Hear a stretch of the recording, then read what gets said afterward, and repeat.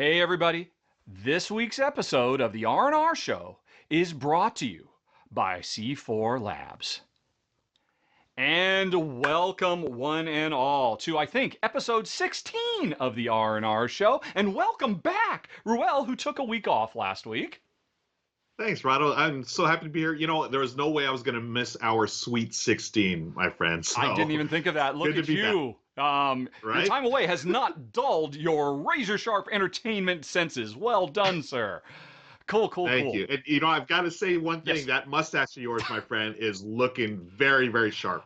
There's a whole thing about the mustache. And, folks, if you'd like to know about it, you can watch the extended edition of the R&R Show, which will be going live at the same time we put just the R&R Show. It turns out there's a whole bunch of extra stuff we do before and after where we interact with a live audience, and I'll tell you the mustache story at that point. But today, just pretend this lip caterpillar is nowhere to be seen. Although I never forget it. I can't stop. I actually started twirling it last night. Like an evil, like a villain. Look exactly, I know. It's not quite enough, but it's almost there. Anyway, though, folks, before we get going, I want to talk a little bit more about our sponsor, C4 Labs. They've got a Kickstarter going right now for their new deluxe line of accessories. I actually covered some of their accessories last year, dice towers and various sundry things. But this new one, which if you want, you can hit that eye in the top right corner screen or go check out the show notes. These things are amazing. And when this showed up in the mail the other day, my wife, Jen, was in the kitchen at the time I was opening, and she said, "What is that?" And she was so passionate about this that she's not going to appear on camera, but Honey Pie, what do you have to say about these? I didn't say, "What is that?" I said, "What is that?" She did, exactly. Yes, look at that. It is. Oh, now she wants to touch it. I want it, yes. And I'm so glad that I have it, because I was going to try and figure out how I could win this if this was like a drawing giveaway thing. Like stack the deck or something, because this is just beautiful. I mean, it feels nice. It's beautifully sanded. It's smooth. It's wonderful. Yeah. And look at the joints. Yeah, that was literally the first thing she talked about. She said, "Look at the joinery on this thing." And I'm like, it's a bunch of different types of wood. Yeah. I mean, my dad was a woodworker. It is a woodworker, but has been for probably 50, 60 years. Mm-hmm. And so I grew up with his wood shop in our garage and everything, and so I can definitely appreciate gorgeous woodworking, and this is gorgeous. Yep. Yeah, Jen. And it's mine. Yeah. They sent it to us. It's mine. I don't even have to steal it. Yeah. So far they haven't asked for it back, and so we haven't had to cross that bridge yet. But yeah, Jen. I mean, she's not giving herself enough credit. She herself is a woodworker. I mean, you should see the heirloom quality butcher block table she made in her 20s that we still use to this day, over 20 years later. But yeah, these are gorgeous. They are a premium item, and if you'd like to know more about them, you can check out the link up in the top right corner or down in the show notes to go check out the Kickstarter page. And you can just pet it if you like. It feels wonderful. It's really well designed. Just to prove it does actually hold dice. It's a nice design too, that if you have multiple players, hey, I can store my dice over here, and then when Rel goes and rolls, he'll go on ahead and keep this one over there. So it's a nice ergonomic design for gameplay, but the quality of this, and they talk about the making of these on the Kickstarter page too. And listen to this. Oh. Listen. Okay. All right, if you can hit it. Yes, Jen loves the fact this is not real leather. This is vegan leather for folks who are concerned about such things. And I'll shut up again. Let me actually make it close to the mic. It has a really nice dull sound It's a nice. I don't like loud things. So. Agreed. I'm the same way, Jen. I love the fact that it's muted, that sound. As much as I like the clicky clack of dice, it's nice to have that the faux leather there. Well, anyway, folks, that's the sponsor for the show, and that was a special off-screen guest appearance by my wife, Jen. There she actually was. I wasn't throwing my voice, and we can get on. Thanks, Honey Pie. Okay. Wow. Wow, what a beautiful tray. These are stunning. This is the kind of thing, this is an heirloom quality item. It really is. That if you can get your kids to love games as much as you, this will be something you hand down to them. Alrighty. Yeah, I think that's such a neat little feature too, the little where you can store the dice for the different players. I mean, it doesn't have to be, depending on the game. It could be, we'll store our engine dice over here and our weapon dice over there. It could be lots of different ways, but very, very cool. And so, that was getting business out of the way, but we do have a little bit more business, in fact, because every week, folks, I don't know, some of you probably show up because you would like to win a game, wouldn't you? I imagine you would, and so it is time to talk about the contest. Ruel, tell them what we're going to do. We are going to be saying a secret word, folks. But the thing is, you know what the secret word is. And what you're going to do is just pay attention to the show. And when one of us is going to say the word acrylic. That's correct. Okay. And when that comes up during the show, there's going to be a specific game we're talking about when I'm going to be saying it, right? Are we it's spoiler alert. Like, oh, wow. Right? Or, you totally spoiled it. I wasn't going to tell them. I totally spoiled it. Normally, one of the advantages of tuning in early on the live show is we clue everybody in as to who will say it. But this time, Ruel spilled the beans, so it's going to be a little bit easier to spot.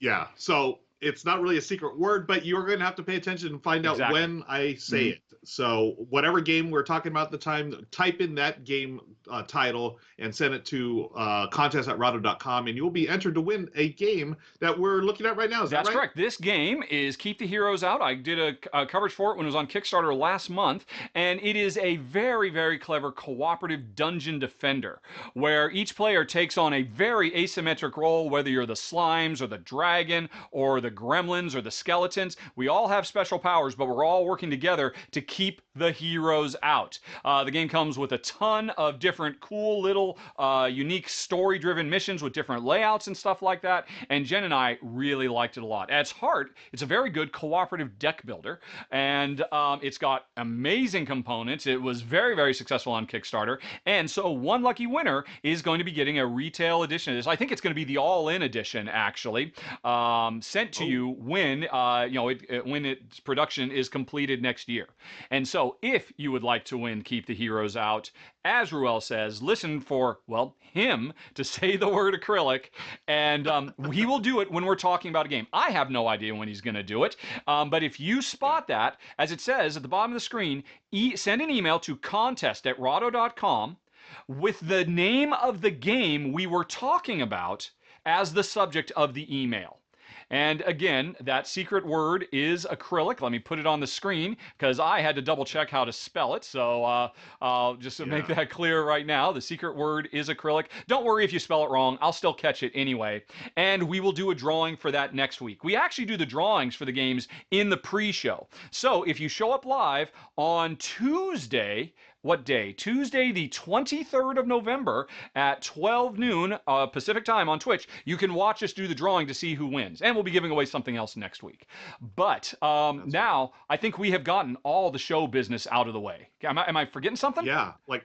No, I think we've got it all, and I just, I'm thinking here, I just totally blew it as far as hey, I'm going to be saying the secret word. This is what happens when I don't show up for a week, right? Yep. So I need to stay on top of it and come back every week, folks. So yeah, just pay attention for the word acrylic, and then type in the name of the game and send it over to contest@rahdo.com. You'll be entered to win your very own copy of the Heroes Out. What's it called? The Heroes Get Out? Heroes Out.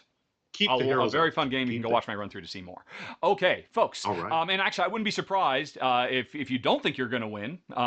Then you can actually, you know what? I'm going to put a link down in the show notes for that as well. So you can go, because I believe they do have a post-campaign. What was that always called? The Kickstarter pages, they do the late backer page. I'm sure they've got one, so I'll put a link for that down in the show notes as well, because it's a lovely little game. But anyway, folks, we are done with that, and it is time to hit what you came here to see. You want us to count backwards from 10 to 1. Why? I don't know, but we'll try to make it a little bit more interesting by including some kind of game-related topic. We just like to count backwards from 10 to 1. Yeah, we're getting really good at it too. Yeah. We almost do it without making mistakes. So this week's topic is the top 10 games we'll never get rid of, which actually, that's a topic that people have been asking me to do for years, and it was one of the first topics we discussed. Hey, maybe this should go on our list of things to do. But I've always been hesitant to do it until the month of October, when 3 or 4 different channels all did this topic at the same time. It started with Monique and Naveen of Before You Play. Thank you. And then I think Alex of Board Game Code did one, and I think I saw a couple more, and well, okay, I guess this is the topic du jour, and we're a little late to the party, but I sat down this morning and thought long and hard. I don't know what was your process for this? This was okay. So here's the thing. It was really tough for me because these aren't necessarily our favorite games, right? These are games that we will never get rid of for one reason or another. Like, and for me, like I started last night and I came up. Okay, so I had like a list of like 20 games, right? I narrowed it down to 20, and I had to cut it in half. And it was tough for me because do I keep something for sentimental value, or do I keep something for replayability? And I'm thinking all these factors. So I took a little bit of everything on my list. As you'll see, the games that I end up on my list, you'll see the ones that I chose. And there's a little bit, hey, I'm keeping this because it means something, there's sentimental value to it. There's another one that I'm keeping because this is, well, for whatever reasons, you will see. But it was a lot tougher than I thought. It's a really interesting process to go to. And I'm curious. I have a feeling I know what's one of them on yours, but the other four, I have no idea what's Okay. Well, I have no idea what's coming. Well, I could guess. Because that's the tricky thing. Yeah. The easiest way to do this is say, oh, what are my 5 favorite games? Okay. That's it. Done. Yeah. But it just wasn't as simple as that. And so I just kept going through my top 300 games, just one after another, saying, what would it feel like if I didn't have this game? How would I feel? And I just kept asking myself that over and over again. And there were several of my favorite games. Very few of my top 50 of all time made it onto this list, if I recall correctly. Because, like you said, a lot of them are all about emotional attachment or nostalgia, or they represent a certain moment in our lives. I'll be honest, I'm surprised you didn't say it. Some of them are monetary. Some of these are hard to get. And if I didn't have this, I would never get to play it again. So I think those are really my main 2 factors. So last thing before we get going, who's going to start? You or me? I can start. That way I'll start with the number 10, which will lead you to the number. Your number 10, Ruel? Number 10 is, let me go to this thing. Let me do the little behind the scenes. Okay. Oh, yes. So you're going to put it at the bottom of the screen. I'm going to load up a video of it. And sure enough, why is this not working? Because. Oh my gosh. It's okay. Oh my gosh. We have this cool little feature that allows Ruel to remotely change stuff on my computer so he can update the graphic at the bottom that says what it is, but it's just all of a sudden decided to break and die. Okay, let's see if this works. I'm syncing it now. Come on, sync. And if we do, you will reveal the number 10 of our games to get rid of is all right, Crokinole. Folks. Yep, that is a good one. Yes. Now I had a really tough time with this one because this game is relatively new to me. I only started playing it within the last year, but the amount of joy this game brings me and has brought to everyone that I've played this with is just, it is out of this world. To me, it's the greatest dexterity game of all time. It's basically like shuffleboard, like a miniaturized shuffleboard style game where you're knocking checkers into each other. It's really simple to learn. You take one color, your opponent takes another color. You're trying to get that middle hole to get the most points. You're trying to knock your the opponent's checkers off the board. And you score. It's a race to 100 points. There's different ways to score depending on where your checkers land after you play all of them in one round. Oh my goodness gracious, Crokinole is amazing. And as you can see here, there's all kinds of different boards you can do, custom graphics. I have one that's like that one right there, just very straightforward. But look at this. You can have maps. You can have, that cool score graphic, whatever.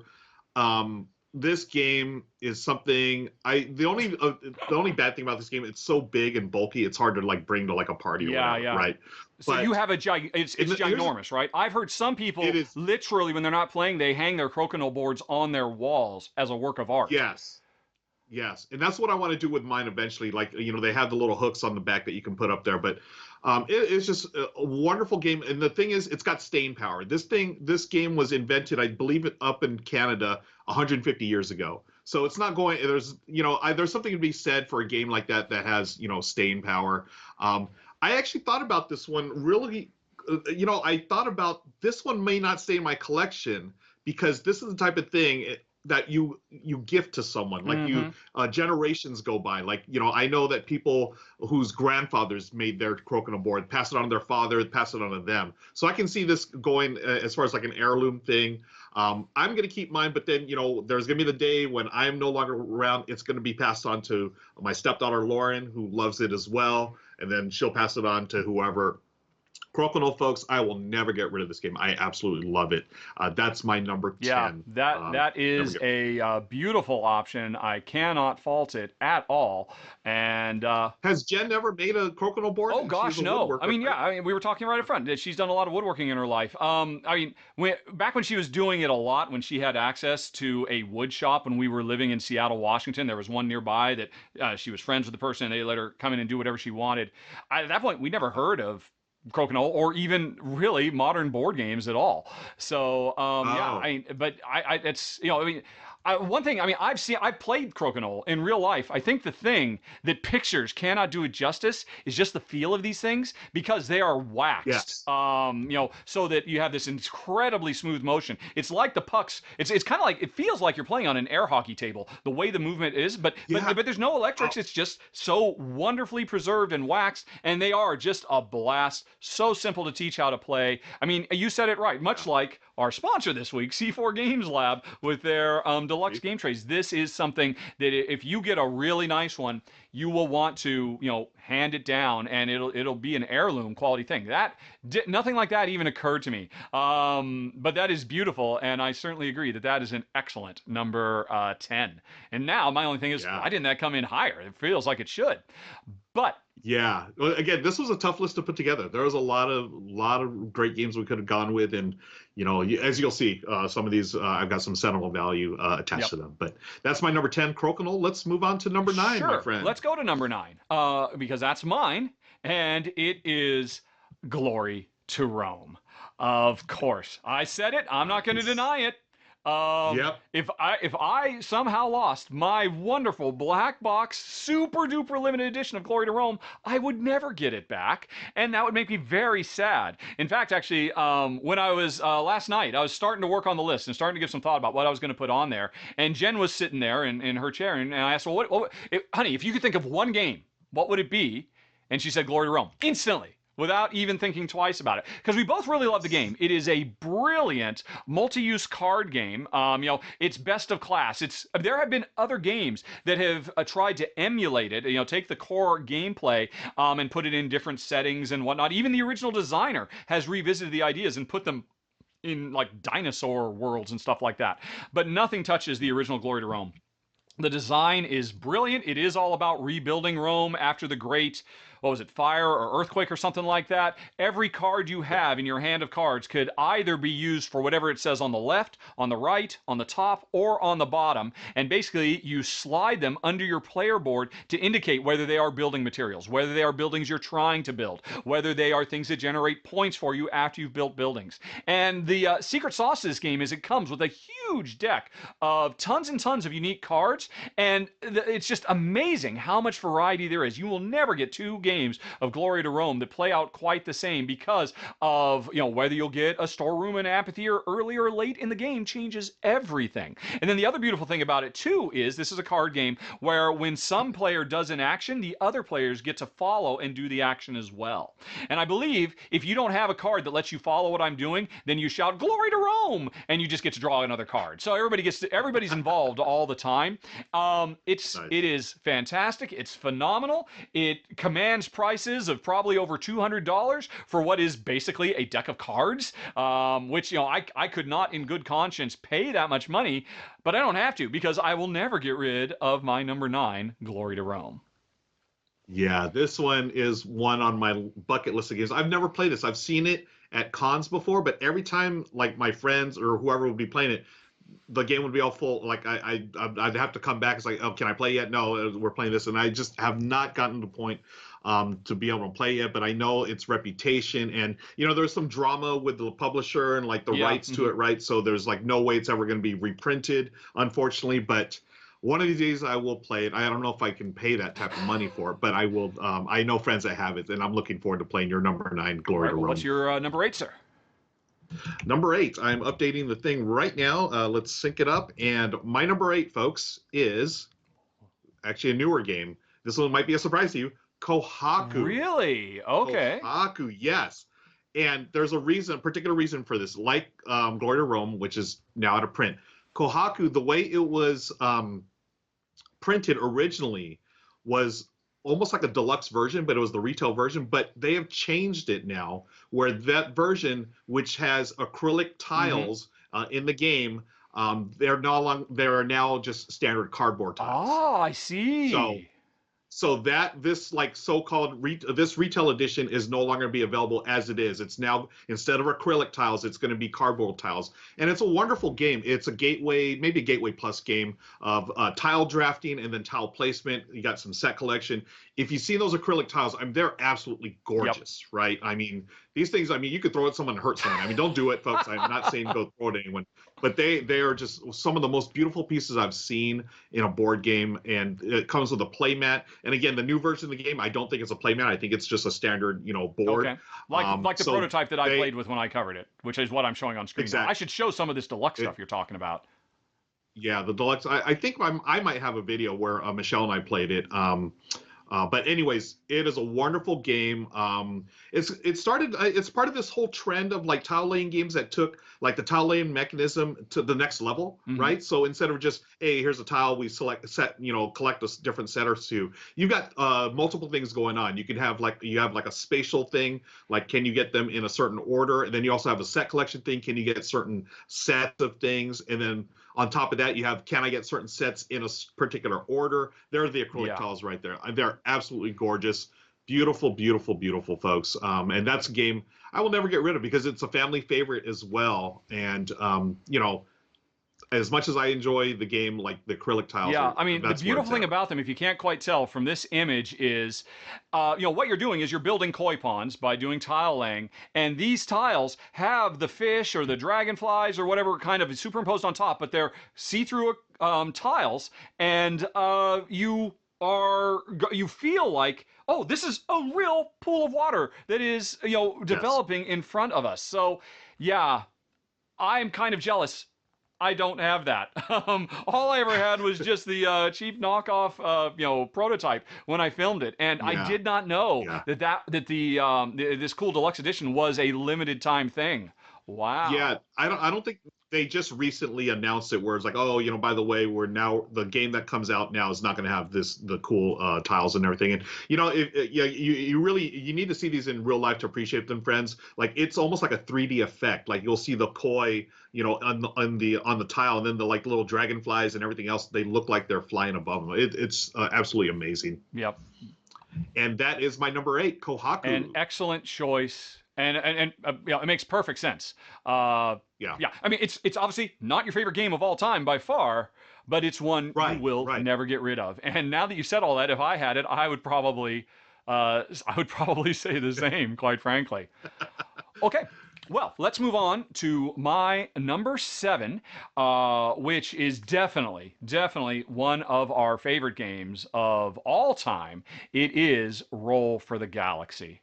Oh my gosh. And this one, I don't know. I should have actually looked. Is it hard to get Roll for the Galaxy now? I'm not quite sure. It's funny because I know it goes in and out of print every a couple of years, I think it is definitely going to be one of those games that will just stick around forever. People will always be able to pick it up. It's gotten, I believe, 2 or maybe 3 full expansions worth of content now. That was not the best video to choose. Let me go on ahead and choose my earlier video. I just did the first Rahdo video I could find. Rahdo, Roll, Galaxy. Give me the full run through, not one of the, there we go. There it is. There we go. And this one, it is not because of its resale value. It is not because of any potential rarity issues, which I don't think are ever going to be the case. This one is because my wife loves this game so much. I think push came to shove.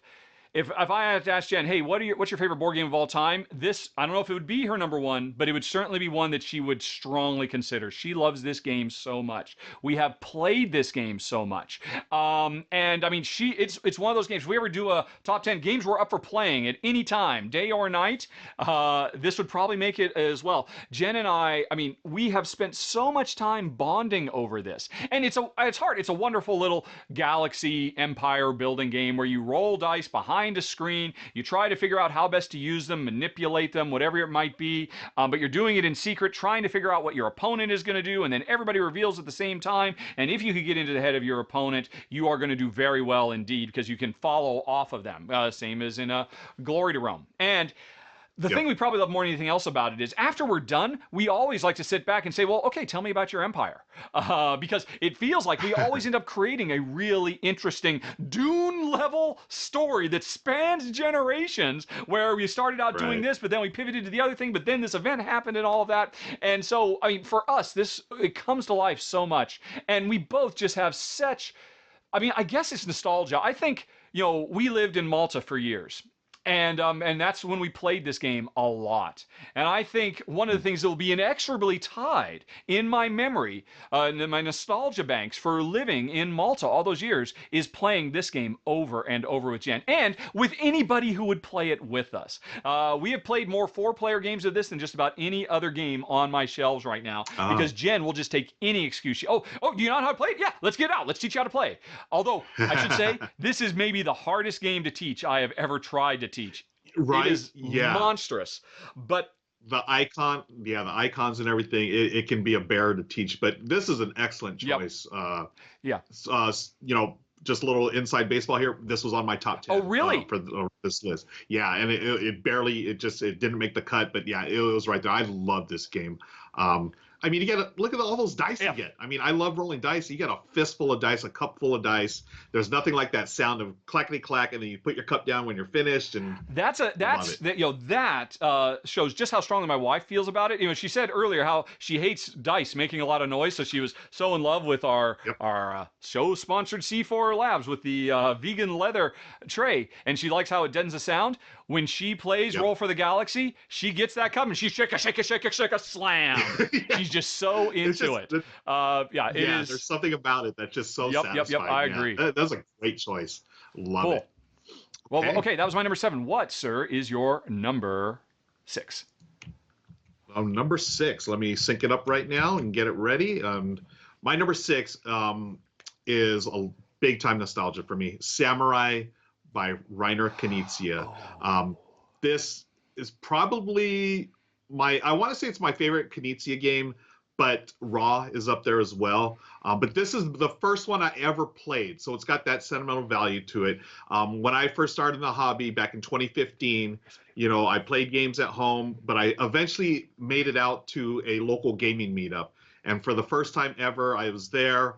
I had no idea what any of these games people were bringing at the table. I was like, at that time I'd played Sushi Go, I'd played Ticket to Ride, I'd played Pandemic. All this other stuff blew my mind, and Samurai was the first one I played, and I absolutely loved it. It's, you are fighting over the ancient lands of Japan here as samurai warriors. You also have Ronins, but you're trying to capture these pieces. It's an abstract game at its heart, and you're playing tiles down that have numbers, and the numbers, you're looking once a certain tile is surrounded, you'll see who has the most. It's an area majority, and then you will take that one of those 3 different ones. I think it's military, farming, and religion. I believe are the different of those fancy player pieces, those abstract kind of almost chess-like pieces. Yeah.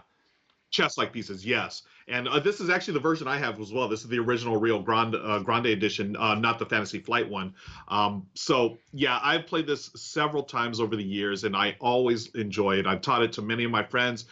Family loves it as well. And just the fact that, hey, this is one of the games that really, got me into the hobby. And when I was getting into the hobby, it was the first one I played at a local gaming meetup. I have that memory of, hey, for the first time I met strangers that played games, and I had no idea what I was doing, but they welcomed me with open arms, and this was the game one of the first games we played, Samurai, and it eventually became something where I became such a fan of Dr. Knizia that I always seek out his games now. But this is the one that got me started. It's my number 6 game I'll never get rid of, Samurai. Wow. So I'm curious, what are your thoughts about the new, you could argue, deluxeified Fantasy Flight version, where they completely redid the art, they redid all the pieces. I think you could say they made it less abstract, less like a chessboard, and more like kind of a modern game board. So what were your thoughts of it?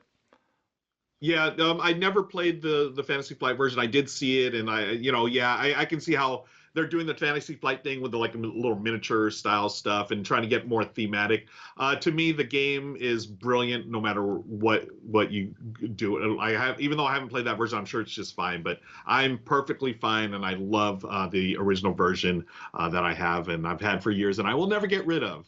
Yep, I don't blame you at all. I think it is a brilliant game. It just goes to show how far ahead of the curve Knizia has always been, and everybody else is playing catch up with him, as far as I'm concerned. Right. I mean, this game, folks, this is like a 20-year-old game. I mean, this is, and it's still, if it was released today, I think it would be a hit. I agree. It was I agree. just, it's so well done. And like, you know, a lot of his games that I really enjoy are it's the fact that his rules overhead is very low. You know, you don't have to read a 20-page rule book to play Samurai. It's like literally like, I think 2 or 3 pages with a bunch of pictures and stuff. It's so easy to get into, and it's easy to teach, and it's a wonderful game. It's a good number 6. That's my number 6. I approve, Samurai. I have to say. I mean, those pieces, I just love touching them and feeling them.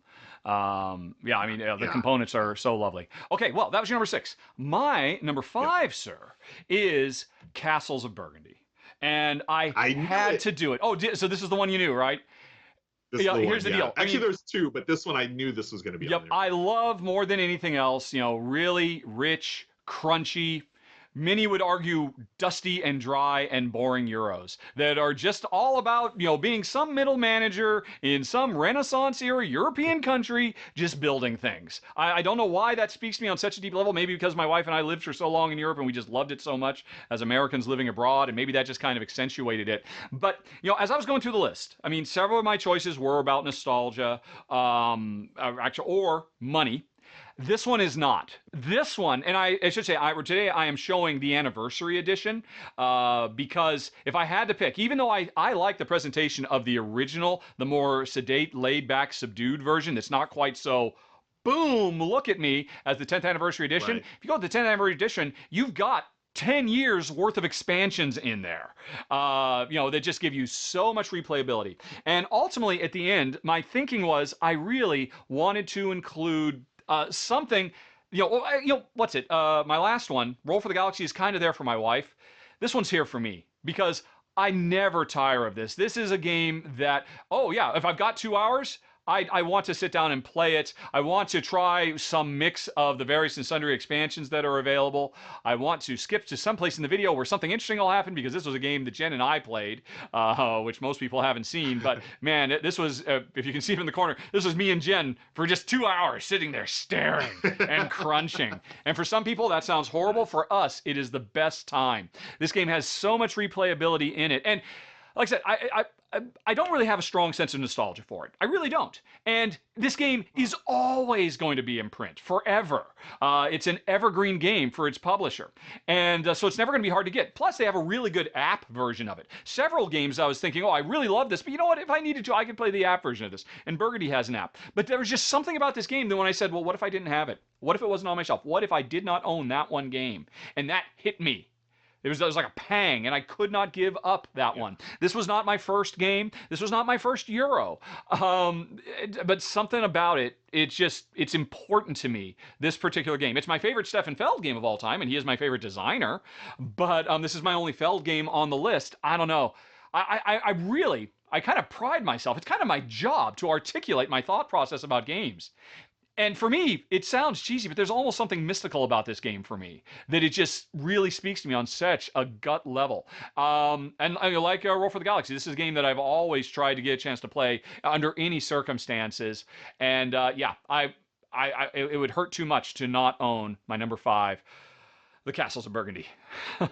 So good. Yeah, it's my favorite Feld game by far. I love it as well. And it was, I don't know if it was my top 10, definitely my top 20 as far as this list is concerned. But you know what, you bring up an interesting point about, having the app version versus the real, the analog version. And there's just more gratifying to put you're building your estate, and you got your little tiles there, and you're rolling the dice. There's just, you can't replace that. I completely agree. I mean, when the game is over, I mean, this is a game where you really feel like you accomplish a lot. And you sit back and you look at my domain that I have created. And then you're just going to dump it back in the box. But still, I mean, very few games give as strong a sense of satisfaction. Didn't actually talk about the gameplay at all. It's also a brilliant use of dice-driven actions where you roll the dice, and those dice restrict you because you're trying to get the right things to build into the right place in your province. I mean, it is just about flawless. I think it's reasonable to complain that it's a little on the long side.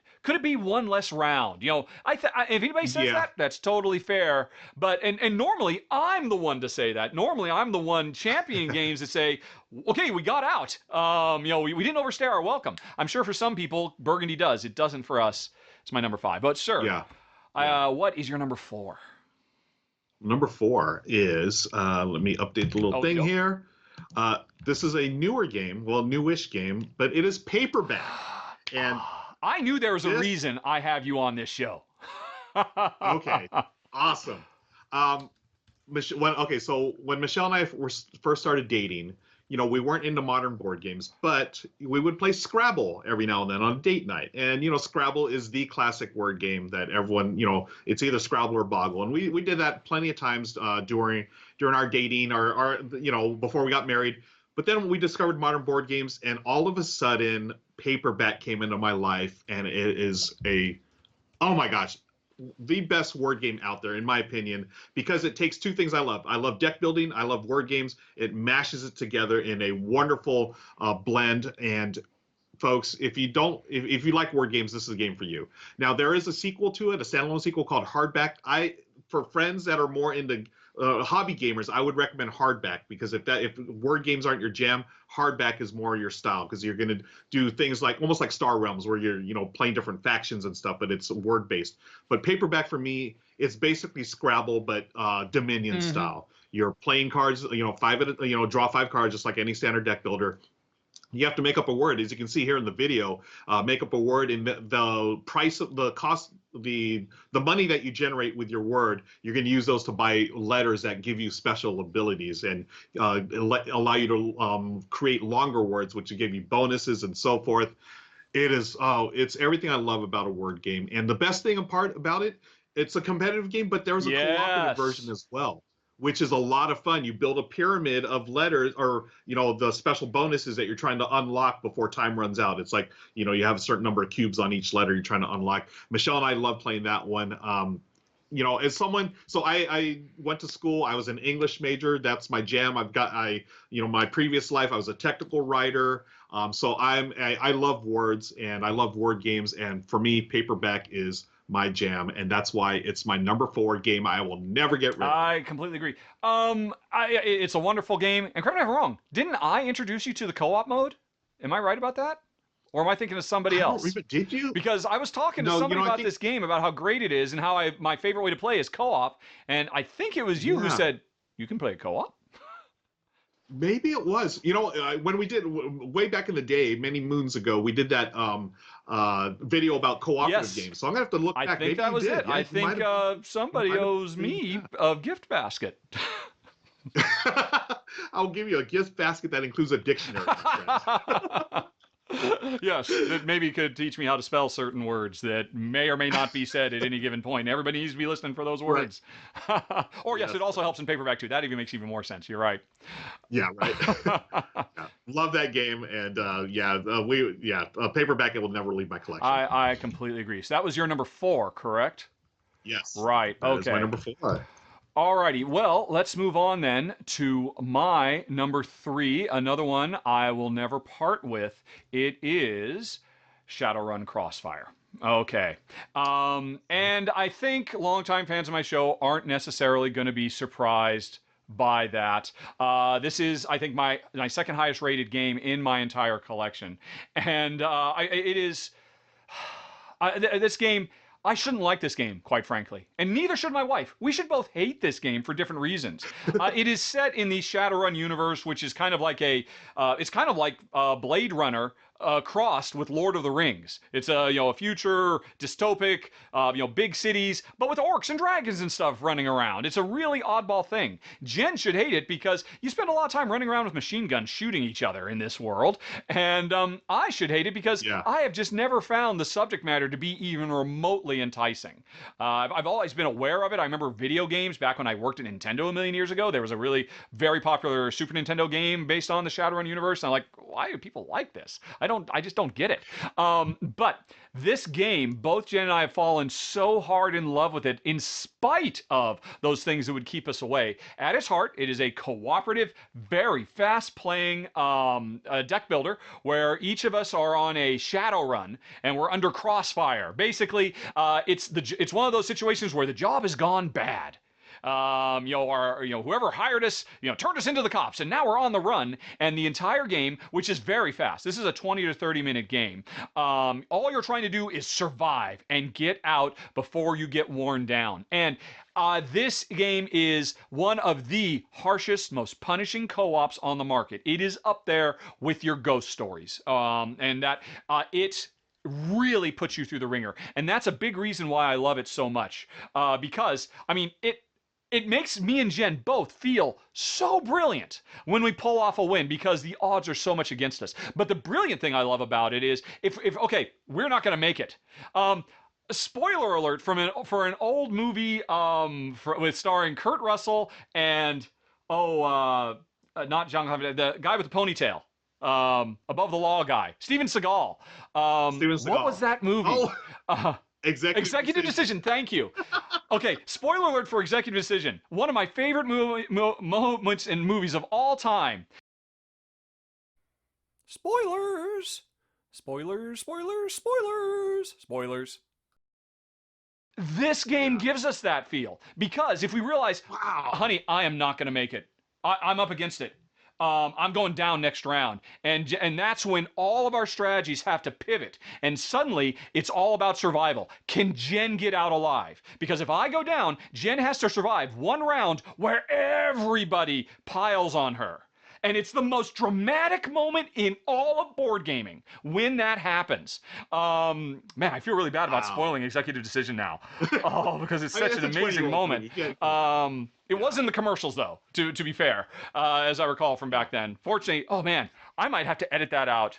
I think I'm going to have to do some editing on this video because I feel so bad about that. But anyway, it's still a great movie after that, even if you know that's happening. This movie or this game captures that feeling. So I love everything about it. It's wonderful to have such a really dense, exciting, dramatic, and deep. It's a really smart deck builder too. It does a lot of really great stuff. The reason why it's on the list is because it is out of print and it's probably never coming back. The publisher released a Shadowrun Crossfire. They didn't call it the deluxe. They called it the Runner Edition a couple years after my first edition came out, and they made some core fundamental changes that I fundamentally disagree with. And so if you are going to pick up a copy, it's going to be that newer edition, and you can kind of retroactively apply the old rules to the new version, but I want to hold on to this. I never want to lose it. I mean, I'd happily play this anytime, anywhere, and I think it's over time, it's just going to get harder and harder and harder and harder to get this first edition. Plus, I also have the expansion, the high octane expansion, which is going to be impossible to get. So I will never lose these. And just talking about it now makes me want to play it again and apologize one more time to anybody watching about the Executive Decision spoilers. But I mean, there's just no better way to encapsulate the feelings it gives you. No other game I know of gives a feeling like this. And Shadowrun Crossfire does it almost every time you play. My number three. I've never played this game, but just listening to it, like the theme, and then the fact that you compared it to Executive Decision, I'm like, I need to play this game. That was such a fun movie, right? Yep. And again, you can edit out the spoilers if you want, but it's a terrific movie. Well, it's one of those, like, I call it good bad movies because it's pretty cheesy. If you really think about it. Come on. Quite frankly, the moment I talked about is what elevates that movie. If that moment didn't happen, it would just be a typical 90s action film. I mean, they were super common. Fact that happened, like, I saw this movie in the theater, and literally the entire theater cheered at that moment. It was so That is funny. not the response that I think that the filmmakers were trying to engender, but I certainly understand. I remember the 90s, yes. Yeah. Oh, I can't wait to play it. Okay. All right, so what is your number two, sir? Crossfire. Nice. Let's move on to my number two, and this is a game. It's easy to find. You can find this at Target, folks. This is super easy to find. It's Ticket to Ride. This is the game. You were just talking about how you and Jen played a ton of Roll for the Galaxy back in the day, in Malta. When I got into the hobby, it was all about Pandemic. That I played the game Pandemic. That's what brought me in the hobby. But it didn't bring Michelle into the hobby. And she loved the theme, but she didn't really like the gameplay of Pandemic. But a month after I got in Pandemic, I bought a copy of Ticket to Ride, and that was it. Michelle fell in love with that game. We played it every night, maybe sometimes multiple times a night for a week straight. I always bring this up. She still has the greatest win streak in our house. She beat me 7 times in a row. She will never let me forget it, and I always have to shout her out. 7 straight games she beat me in Ticket to Ride, but I loved every moment. This is the game that brought our entire family in it, and honestly, this was not literally a life changer for me because I got into the hobby because I was into the hobby because of Pandemic, but Ticket to Ride really opened it up where the rest of my family got into it. I got friends into it. And then it led me to go to my first public gaming meetup a couple of months later, and that brought me to the writing side, where I brought my skills as a writer. I started writing for a website called Isolated the Dragon, which led me to Geek and Sundry. I was writing for them, which led me to Becca Scott's show, Game the Game, which eventually led me to other. It's a life changer, Rahdo, and that's why I'll never get rid of it. I can get a copy of it anywhere at a Target, wherever, but this copy, it's got the wear and tear of years. The box is all dinged up. The cards, some of the cards are, might have been like folded a couple of times, or a little trashed or whatever, but that's because it was played so much. And some of it, I might have spilled a drink on part of the board as well. But I love it. I will never get rid of it, because this game and this hobby has literally changed my life in the last 5 years. So this is all about sentimental value. Ticket to Ride. Now, having said that, whenever we play the game, we always play the Pennsylvania expansion. We like that one better with the stocks and stuff. Okay. But so all the Ticket to Rides have come out. That's your favorite iteration of it? That's my favorite iteration. But this one, again, strictly sentimental value, and because it literally changed my life. Ticket to Ride, the base game. Wow. I love it. I love it to pieces. And that makes that's perfect sense. And actually, the most telling thing about that was not that, this was my gateway. This is the game I used to gateway my family. Yes. Because without them, who am I playing games with? I'm soloing Pandemic for the next 6 months straight, maybe. But because they got excited about the game, they got, we started having the annual Gaviola game night, where Lauren, she brought her friends over, and I introduced them to a bunch of modern board games. They'd never played Escape. We talked about that during the pre-show. Escape from the Curse of the Temple. That was one of the favorites that we played, and it all started because of Ticket to Ride. That's why it's a game I'll never get rid of. That makes perfect sense. And you know what? That is very much in keeping with, that was your number 2. My number 1, for many of the same reasons, is Pandemic. Yes. Of course. Of course. Let me see if I can pull it up. And sorry for folks watching that you just had to look at us for half of Ruel's impassioned speech, because I couldn't find. I know I've done a run through for Ticket to Ride London, but I couldn't find it. Actually, I should say, for the record, my favorite way to play Ticket to Ride is those new Express Londons and New Yorks. They're brilliant. They are so good. Well. But we're not talking about that. We're talking about my number 1, Pandemic. And just like you, I mean this Pandemic right here. Yeah. This is the game that I did not know existed. I did not know Modern Designer board games existed.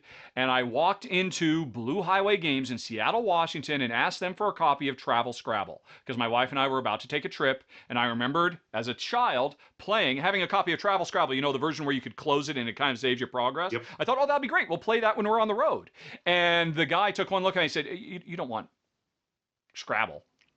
Tell me about yourself. Tell me about your wife. Tell me what your situation is. And I walked out of there with this literal copy. And it's actually full of stuff, because pretty much all the original expansions for this are in the box. You can hear my Petri dishes rattling around in there.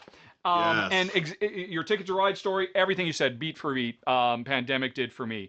It instantly converted both me and Jen into board game geeks. We took it on a road trip through France. We were on the road for a week, staying in all kinds of beautiful places. We saw amazing things, but every night we just couldn't wait to get back to our dinky little camper van so we could play another game of this under really crappy fluorescent lights, and we could find a new way to lose. We lost our first 4 games, and I think we lost a different way the first 3 times before we finally got our win, and we realized, oh my God, why didn't we know this existed? And when we got back home, we kept playing it, and then I started looking for other games. And I've actually told this whole story in my top. If you do a search for Rahdo, first 10 games, I broke down. It started with Pandemic, and what happened after that. And I had some rough patches. It took me a while to get to where I could identify a game that would or would not work for me and my wife Jen. And there were some times where like, well, maybe this is a one-off thing. Maybe Pandemic. Maybe there's nothing else worth really seeking out.